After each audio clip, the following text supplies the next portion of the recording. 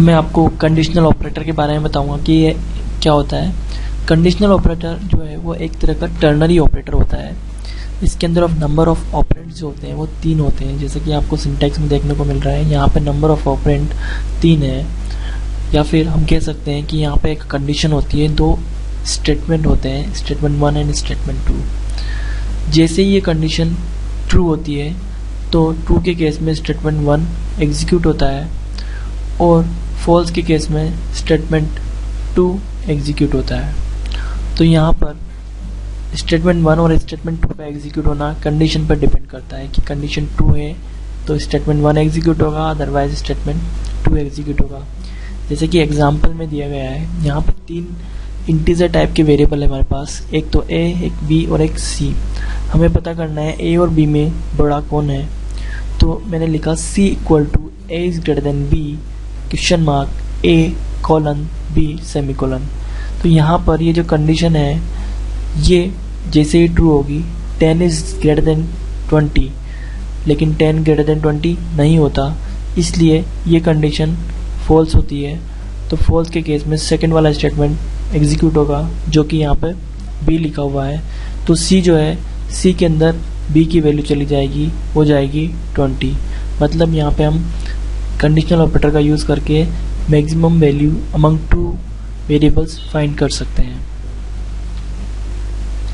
Similarly अगर हमें ये पता करना हो कि किसी वेरिएबल के अंदर जो वैल्यूज़ हैं वो वैल्यूज़ 2 से डिविजिबल है या नहीं, तो उसके लिए हम मॉड्यूलस ऑपरेटर का यूज़ करेंगे। a मॉड्यूलस 2 हमने लिखा है यहाँ पे। ऐसा क्यों लिखा है कि जो भी वैल्यू 2 से डिविजिबल होती है उसमें शेषफल जो है हमेशा 0 आएगा, इसलिए मैंने लिखा है a मॉड्यूलस 2 इक्वल टू 0। जैसे ये कंडीशन ट्रू होती है, मतलब ट्रू होने पर हम स्टेटमेंट 1 पे जाएंगे। स्टेटमेंट 1 पे मैंने एक स्टेटमेंट दे रखा होगा जिसके अंदर मैं इवन वैल्यू प्रिंट करा रहा हूँ, और स्टेटमेंट अगर ये कंडीशन ट्रू नहीं होती है उस केस में हम फॉल्स पे जाएंगे और स्टेटमेंट 2 जो है हमारा वो एग्जीक्यूट होगा।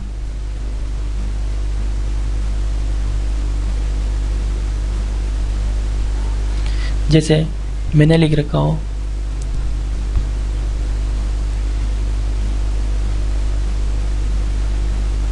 printf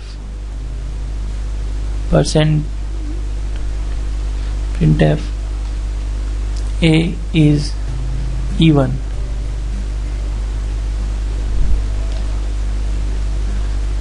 उसके बाद मैंने printf a is odd लिखा। तो यहाँ पर अगर ये कंडीशन ट्रू होती है तो उस केस में तो ये वाला स्टेटमेंट एग्जीक्यूट होगा और स्क्रीन पे a इज इवन प्रिंट हो जाएगा। लेकिन अगर ये कंडीशन फॉल्स होती है उस केस में ये वाला स्टेटमेंट अपना एग्जीक्यूट होगा और a इज ऑड स्क्रीन पर प्रिंट हो जाएगा। कंडीशनल स्टेटमेंट की निस्टिंग भी की जा सकती है, मतलब निस्टेड कंडीशनल स्टेटमेंट का भी हम हमारे प्रोग्राम के अंदर यूज़ कर सकते हैं। जैसा कि यहाँ दिया गया है, एक कंडीशनल स्टेटमेंट है, उसका अगर वो ट्रू होता है तो उसके अंदर एक और कंडीशनल स्टेटमेंट लिखा जा सकता है, और अगर वो फॉल्स होता है तो उसके अंदर भी एक और कंडीशनल स्टेटमेंट लिखा जा सकता है।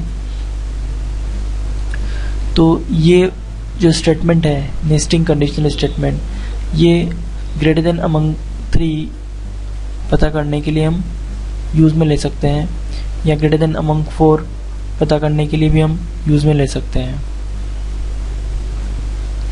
जैसा कि आपको इस एग्जांपल में दिखा रखा है, हमें greater than among a b c पता करना है, तो a is greater than b check होगा सबसे पहले। अगर a is greater than b होता है तो उस केस में फर्स्ट स्टेटमेंट, ये यहाँ पर स्टेटमेंट फर्स्ट है और ये स्टेटमेंट 2 है। अगर a is greater than b होता है तो स्टेटमेंट फर्स्ट एग्जीक्यूट होगा। अगर a is greater than b false होता है तो स्टेटमेंट 2 हमारा एग्जीक्यूट होगा। स्टेटमेंट 1 के अंदर भी a is greater than c check हो रहा है। अगर a c से बड़ा है तो a जो है वो हमारा आंसर है, और अगर a is greater than b false होता है तो हमारा आंसर है c सबसे बड़ा होगा। इसी तरह से b is greater than c में अगर ये ट्रू होता है तो b आंसर होगा, अदरवाइज c आंसर होगा।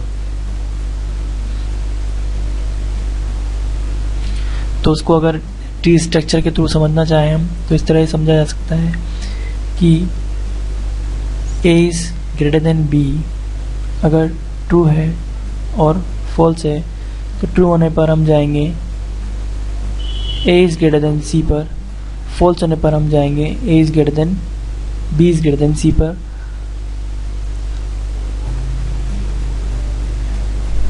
अगर ये भी ट्रू हुआ तो हम जाएंगे a पर, ये फॉल्स हुआ तो हम जाएंगे c पर। Similarly b is greater than c में ये ट्रू हुआ तो हम जाएंगे b पर, और फॉल्स हुआ तो हम जाएंगे c पर। तो जब कभी भी आपको इस तरह का कुछ कंडीशनल या नेस्टिंग करनी पड़े तो इस ट्री स्ट्रक्चर को जरूर बनाएं, इससे आपको हेल्प मिलेंगी।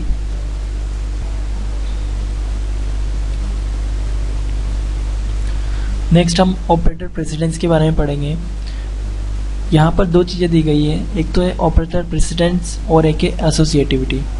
ऑपरेटर प्रेसिडेंस जो होती है वो ये बताती है कि मल्टीपल ऑपरेटर वाले स्टेटमेंट्स में सबसे पहले कौन से ऑपरेटर को सॉल्व करना है और कौन से को बाद में अब सॉल्व करना है।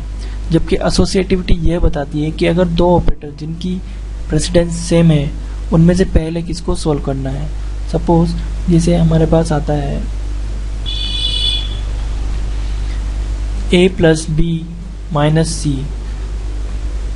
तो यहाँ पर सबसे पहले जो हम सॉल्व करेंगे वो इसको सॉल्व करेंगे, क्योंकि यहाँ पर प्लस और माइनस दोनों सिंबल जो है वो सेम प्रेसिडेंस पे आ रहे हैं।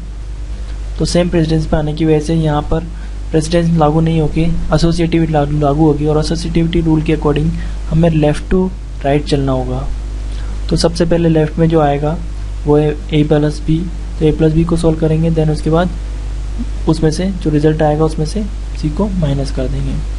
सिमिलरली अगर बात करें हमारे पास a multiply b minus c अगर लिखा हुआ हो तो उस केस में जो प्रेसिडेंसी है वो डिफरेंट होगी। जैसे कि मल्टीप्लिकेशन की प्रेसिडेंसी हायर होगी जबकि सब्ट्रैक्शन की प्रेसिडेंसी कम है। जैसे कि आपको यहाँ देखने को मिल रहा है मल्टीप्लिकेशन ऊपर है लिस्ट में जबकि सब्ट्रैक्शन नीचे है।